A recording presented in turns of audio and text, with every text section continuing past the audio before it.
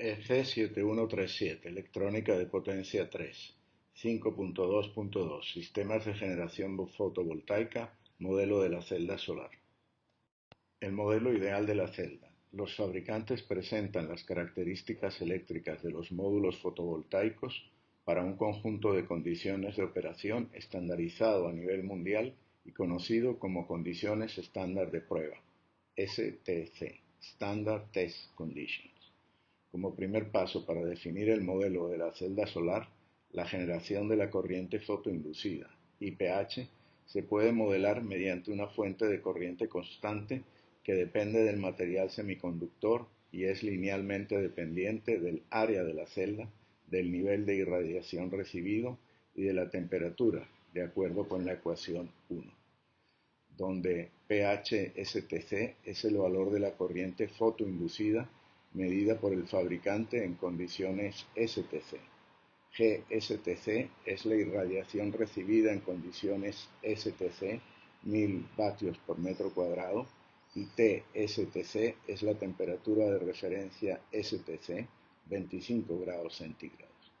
IPH es el valor de la corriente fotoinducida en amperios cuando la celda recibe una irradiación solar de valor G, vatios por metro cuadrado, a una temperatura T en grados centígrados, y alfa I es el coeficiente de variación de la corriente fotoinducida con la temperatura, definido en el estándar STC con la ecuación 2. De acuerdo con el modelo de la celda solar ideal presentado en la lámina, la curva característica IV de un fotogenerador se obtiene restando la corriente de un diodo, que depende en forma no lineal de su tensión K, del valor de la corriente fotoinducida, entregada por una fuente de corriente cuyo valor está definido por la ecuación 1. El diodo permite representar los fenómenos que ocurren en la unión PN de la celda y como consecuencia de la asistencia del diodo en paralelo, la ecuación 3 presenta la relación IV básica de la celda solar, donde, como es usual, el factor BT se calcula según la ecuación 4, donde K es la constante de Boltzmann, Q es la carga del electrón y N es el factor de idealidad de la celda. La corriente de saturación, ISAT, se calcula con la ecuación 5, donde EGAP es la diferencia de energía entre la banda de conducción y la banda de valencia del semiconductor, del valor indicado en la lámina para el silicio cristalino, y C es el coeficiente de temperatura.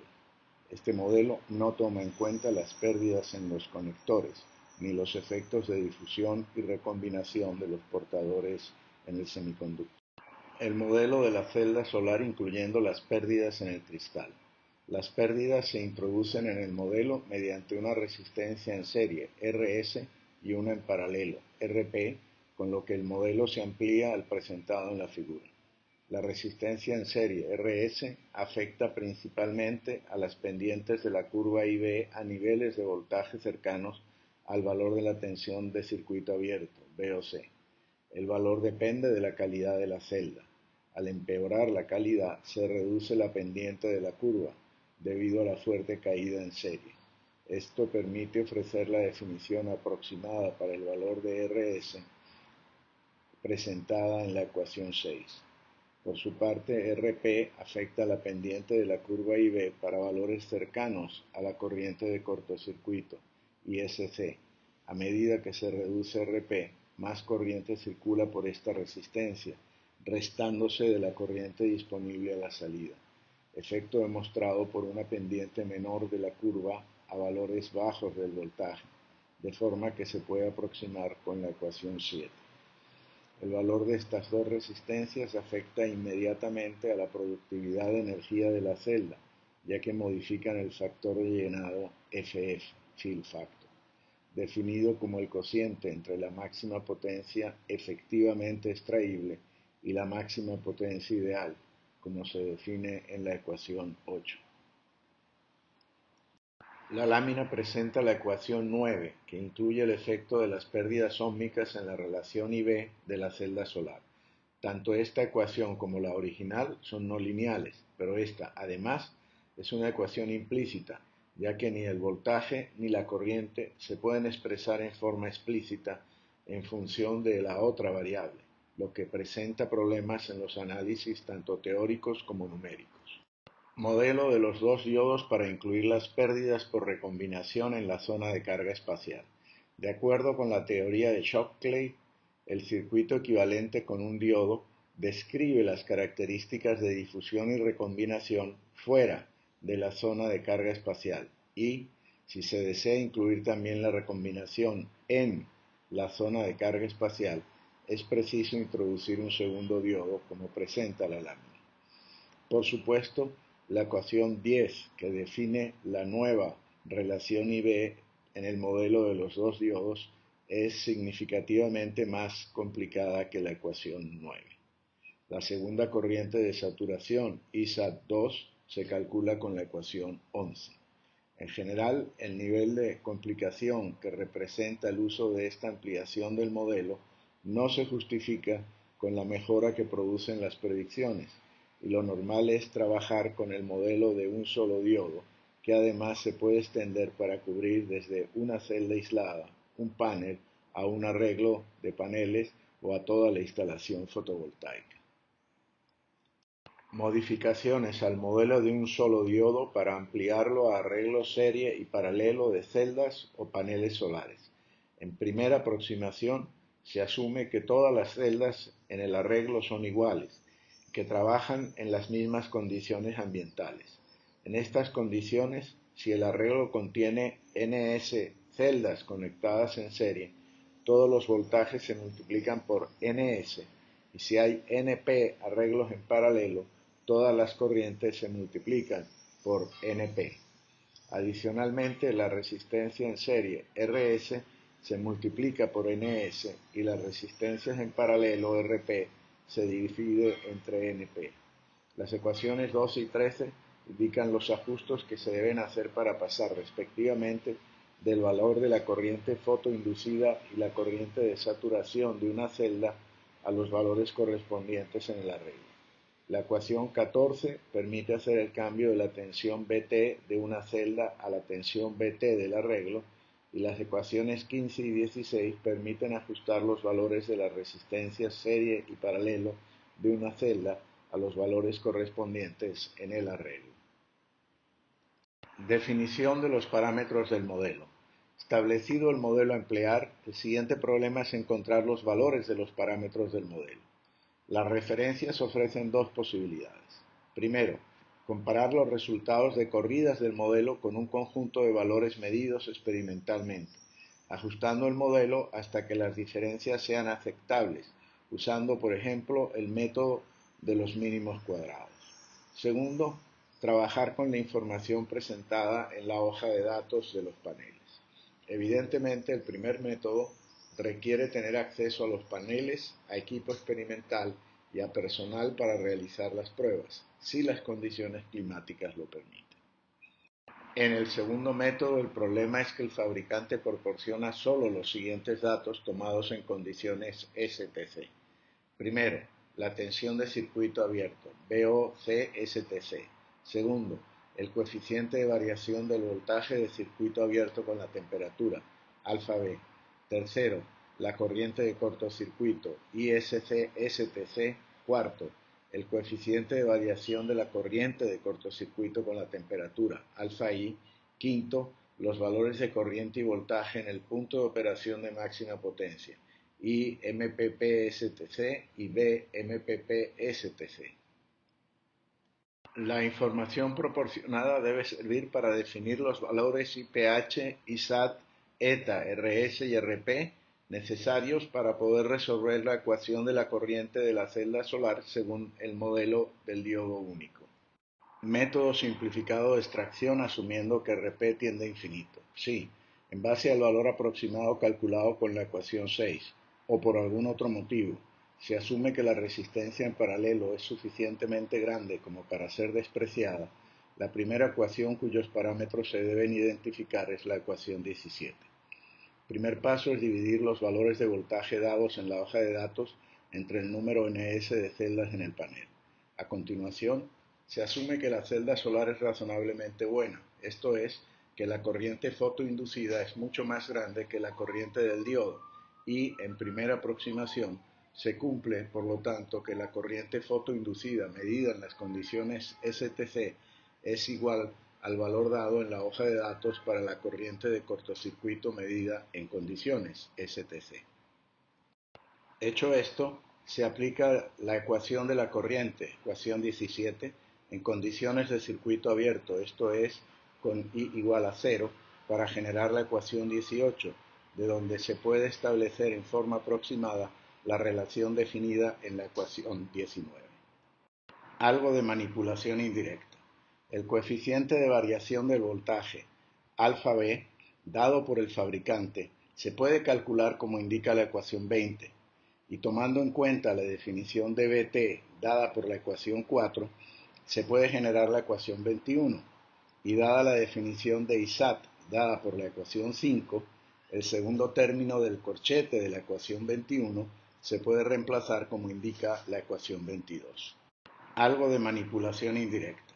El coeficiente de variación del voltaje, alfa B, dado por el fabricante, se puede calcular como indica la ecuación 20, y tomando en cuenta la definición de Bt dada por la ecuación 4, se puede generar la ecuación 21, y dada la definición de Isat dada por la ecuación 5, el segundo término del corchete de la ecuación 21 se puede reemplazar como indica la ecuación 22. El primer término del corchete de la ecuación 21 se puede relacionar con alfa I, dato también proporcionado por el fabricante. Así que, reemplazando, resulta la ecuación 23, y tomando en cuenta la relación aproximada definida en la ecuación 19, el parámetro alfa B se puede expresar como indica la ecuación 24, de donde el factor de idealidad del diodo, eta, resulta definido por la ecuación 25, donde todos los valores son conocidos en función de parámetros STC definidos por el fabricante. Para calcular ISAT también se puede usar la ecuación 18 de circuito abierto simplificado. Al ser nula la corriente de salida, dada la condición de circuito abierto, se cumple la condición presentada en la ecuación 26, con lo que, reemplazando en la ecuación 5, resulta que C, en términos de los parámetros STC publicados por el fabricante, tiene el valor indicado por la ecuación 27. Reescribiendo la ecuación de la corriente de salida de la celda, en este caso para el valor de la corriente del punto de máxima potencia, IMPP-STC, se genera la ecuación 28, de la cual se puede despejar la resistencia RS según indica la ecuación 29.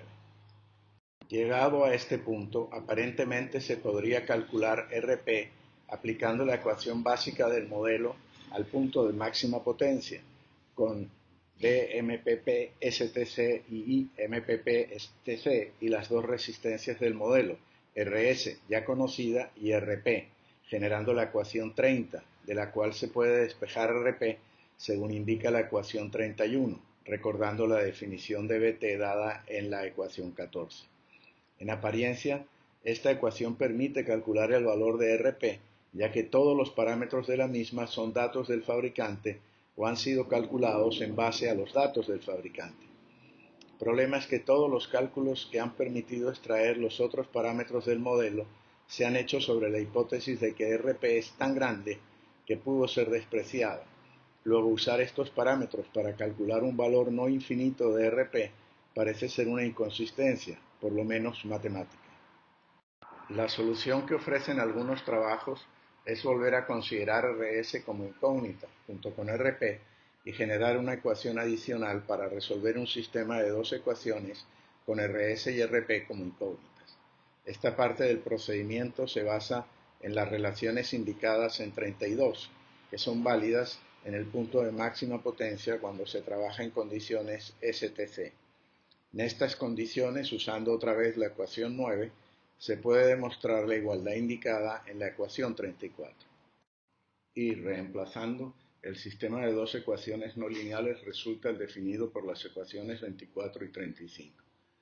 Dejando aparte la dificultad técnica de resolver el sistema de ecuaciones resultantes, el problema de seguir este procedimiento es de tipo conceptual.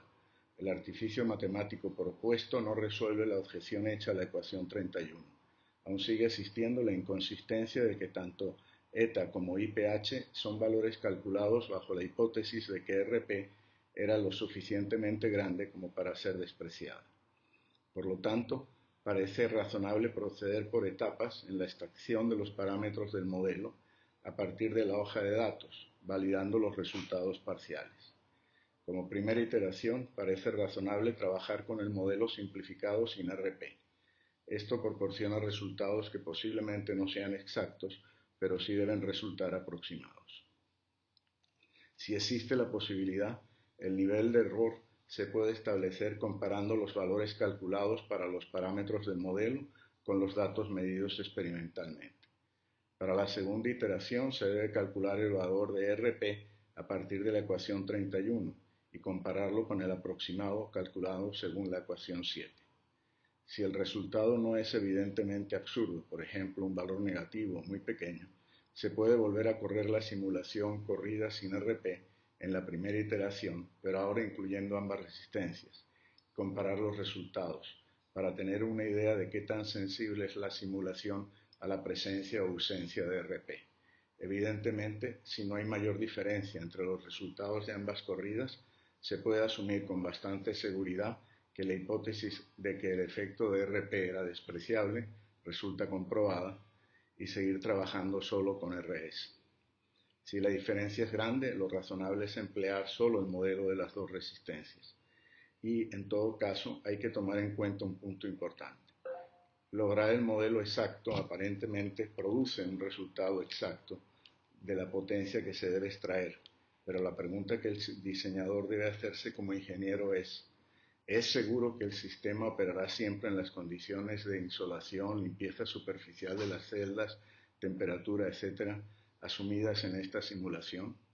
Dado que la respuesta básicamente es no, hay que reconocer que en la práctica lo importante es que la simulación de la operación del arreglo de los paneles dé un resultado razonable y consistente, aunque solo sea aproximado, pero que permita probar la operación de los otros elementos del circuito, el MPPT, el o los inversores, el BMS, los posibles conversores de CDC adicionales y sus respectivos programas de control, supervisión, comunicaciones, etc.